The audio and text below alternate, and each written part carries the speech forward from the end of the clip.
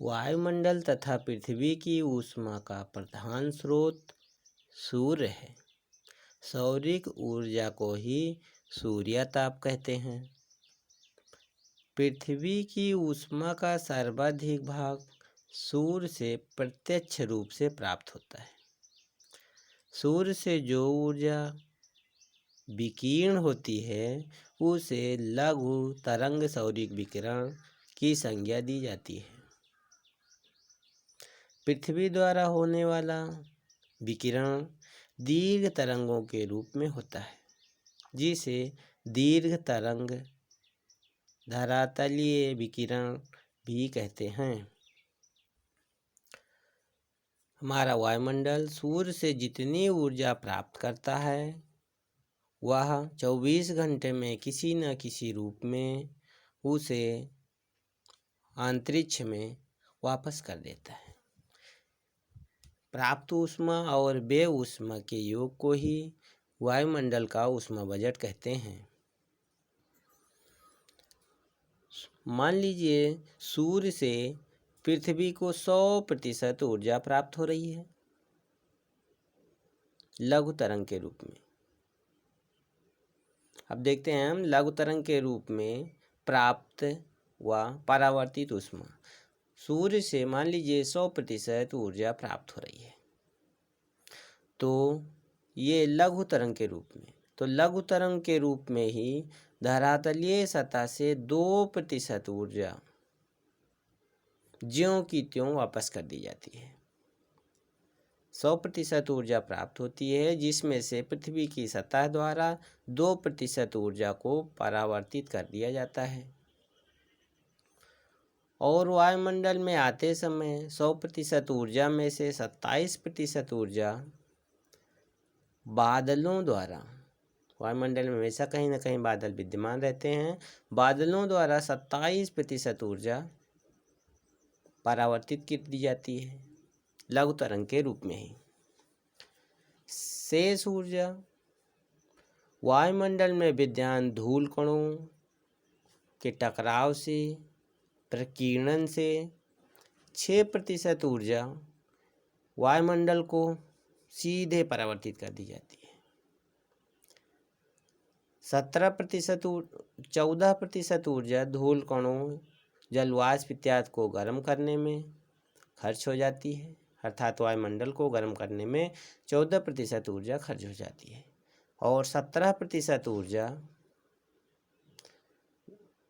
वायुमंडल से धीरे धीरे हमारा पृथ्वी गर्म हो जाता है, अर्थात पृथ्वी को गर्म करने में 17% ऊर्जा खर्च हो जाती है और 34% सीधे पृथ्वी को प्राप्त होती है, अर्थात सूर्य से डायरेक्ट पृथ्वी में प्रवेश कर जाती है ये ऊर्जा।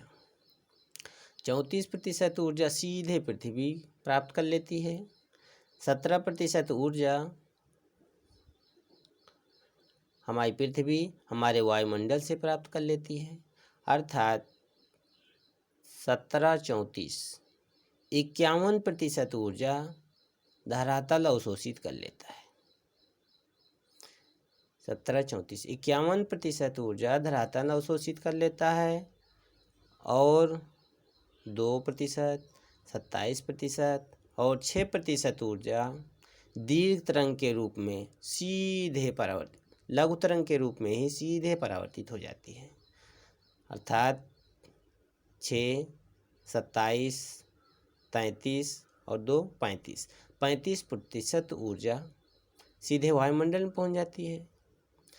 51% ऊर्जा धरातल अवशोषित कर लेता है। शेष 14% ऊर्जा वायुमंडल गर्म होता है।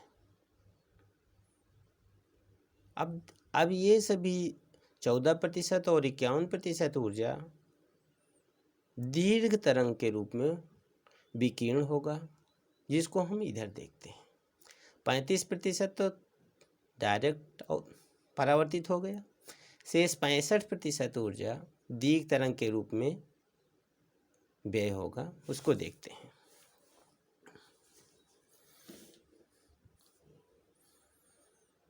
स्थल भाग से 23% ऊर्जा दीर्घ तरंग के रूप में धीरे धीरे उड़ जाती है। अब स्थल भाग की 23% ऊर्जा में वायुमंडल 6% अवशोषित कर लेता है और 17% ऊर्जा अंतरिक्ष में चली जाती है, ये स्थल भाग से। और जलीय भाग 28% ऊर्जा को वायुमंडल में छोड़ता है, चाहे वो संवहन के रूप में हो, किसी भी रूप में हो, 28%। इस 28% ऊर्जा हमारे वायुमंडल में छोड़ दी गई है। स्थल भाग से विकीर्ण की गई 6% वायुमंडल में पहुंची, अर्थात अब हमारे वायुमंडल में विद्यमान ऊर्जा 6% स्थलीय भाग से पहुंची, 28% जलीय भाग से पहुंची और 14% सूर्य से डायरेक्ट प्राप्त हुई थी, अर्थात ये 48% ऊर्जा वायुमंडल में रह गई। और ये भी रात के समय धीरे धीरे धीरे धीरे 48% पुनः वायुमंडल में भेज दी जाती है। इस प्रकार 17 और 48 टोटल 65% ऊर्जा दीर्घ तरंग के रूप में वापस कर दी जाती है। लघु तरंग के रूप में 35% वापस होती है और दीर्घ तरंग के रूप में धीरे धीरे 65%। फिर से स्थल भाग से 23% मुक्त की गई तो 17% अंतरिक्ष में पहुंच गई और उस स्थल भाग का 23% में से 6% वायुमंडल अवशोषित कर लिया, 14% पहले से ही था। और जलीय भाग की भी समस्त ऊर्जा वायुमंडल में 28% पहुंच गई, टोटल 48% हुआ और 48% सीधे वायुमंडल में धीरे धीरे निकल जाती है। 17 और 48 कुल 65% ऊर्जा दीर्घ तरंग के रूप में परावर्तित होती है। यही वायुमंडल का ऊष्मा बजट है, अर्थात जितनी ऊर्जा प्राप्त करता है उतनी अंतरिक्ष में पुनः लौटा देता है, कोई भी ऊर्जा अपने पास से नहीं रखता है।